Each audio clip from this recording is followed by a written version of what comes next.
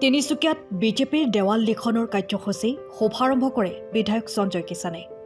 গুৱাহাটীত মুখ্যমন্ত্ৰী ডক্টৰ হিমন্ত বিশ্ব শৰ্মা আৰু ৰাজ্যিক সভাপতি দিলীপ শইকীয়াই শুভাৰম্ভ কৰা বিজেপিৰ দেৱাল লিখন অভিযানৰ পিছতেই তিনিচুকীয়াতো আৰম্ভ হয় এই নিৰ্বাচনী প্ৰচাৰ কাৰ্যসূচী।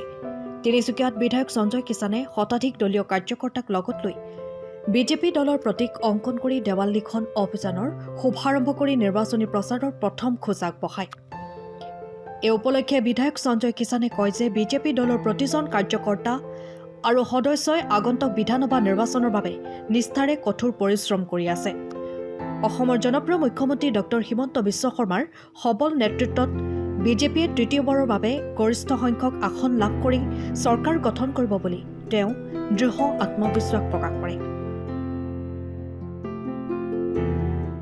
আপোনালোকে সকলোৱে গম পাইছে যে 2026 নিৰ্বাচন সমাগত আৰু আজি দিনৰ প্ৰায় 12টামান বজাত মাননীয় মুখ্যমন্ত্ৰী ডক্টৰ হিমন্ত বিশ্ব শৰ্মা ডাঙৰীয়া প্ৰথম কাৰ্যসূচী হিচাপে ৱাল লিখন কাৰ্যসূচী গুৱাহাটীত শুভাৰম্ভ কৰে আৰু তাৰ পাছতেই আমি অন্যান্য জিলাসমূহত আমি আৰম্ভ কৰোঁ আৰু আজি ইয়াতে আমি তিনিচুকীয়া বিধানসভা সমষ্টিৰ গোটেইকেইটা আমাৰ মণ্ডল আমাৰ জিলা সমিতিৰ বিষয়ববীয়া সমূহ মৰ্চাৰ বিষয়ববীয়াসকলে একত্ৰিত হৈ পেলাই আজি আমি ইয়াতে ৱাল লিখন আমি আৰম্ভ কৰিছোঁ।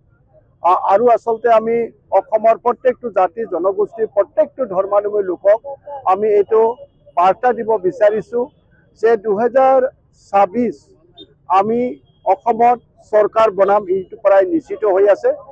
কিন্তু অধিক শক্তিশালীভাৱে যাতে আমি চৰকাৰ আমি গঠন কৰিব পাৰোঁ আৰু এইবাৰ আমি চৰকাৰ গঠন কৰাটো যিদৰে ডেভেলপমেণ্টৰ কাৰণে প্ৰয়োজনীয়তা আছে, অসমখনক ভাৰতবৰ্ষৰ বুকুত উজ্বলাই তুলিবৰ কাৰণে প্ৰয়োজনীয়তা আছে, ঠিক একেদৰে তাতোকৈ অধিক গুৰুত্ব আছে যে এইবাৰ আমি যেতিয়া ভোট দিবলৈ যাম আমি সকলো জাতি জনগোষ্ঠীৰ প্ৰত্যেকজন অসমীয়া এইটো প্ৰতিবদ্ধ হৈ পেলাই আমি এইবাৰ ভোট প্ৰদান কৰিম যে আমাৰ অসমখনক আমি সুৰক্ষিত কৰিবৰ কাৰণে ভোট প্ৰদান কৰিছোঁ।